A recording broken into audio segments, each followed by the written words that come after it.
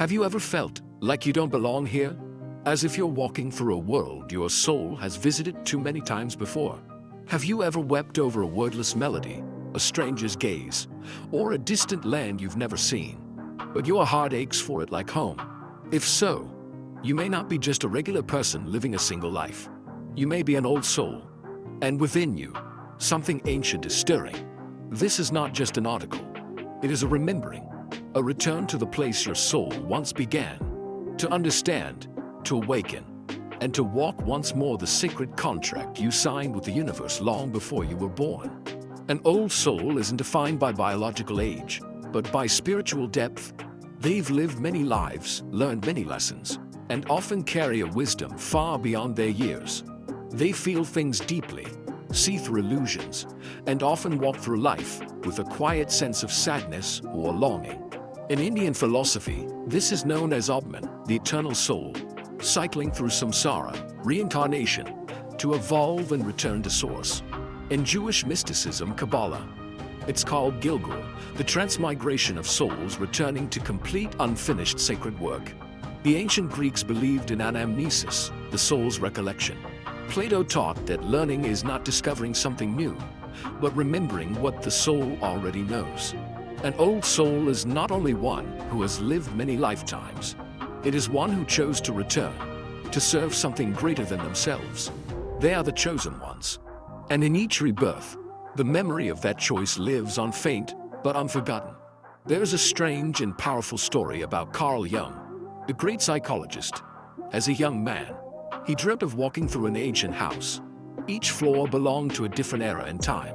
Eventually, he descended into the basement, where he felt the presence of something ancient, something that did not belong to this life, but to the deep well of the soul. That dream was the seed of his ideas about the collective unconscious, a space that holds ancestral and soul memories beyond the personal mind. Another example is the story of James Leininger, a young boy in America who vividly recalled being a World War II pilot. His memories were so detailed, so historically accurate, that even skeptics and historians were left stunned.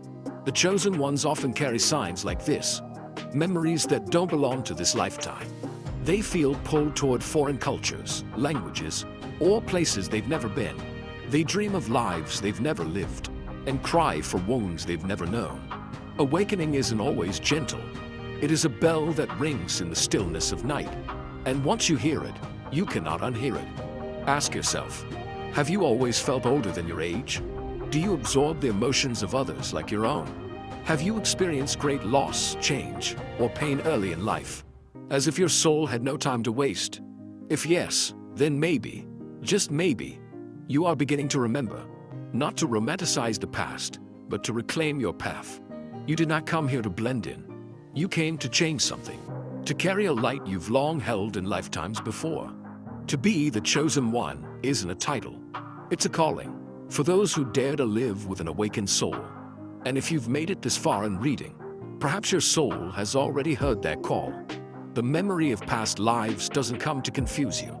It comes to awaken you, to guide you back to your mission in this life. Start small today. Pay attention to your dreams. Listen to your intuition. Write down what feels strangely familiar or sacred, because what you're remembering may not be a fantasy. It may be your truth. The soul never forgets where it has been. It only needs a moment of stillness to remember. If you feel alone, don't be afraid. You are not lost. You are being called home. We old souls are awakening together. And when one soul remembers, it lights the way for others. Thank you for choosing to return.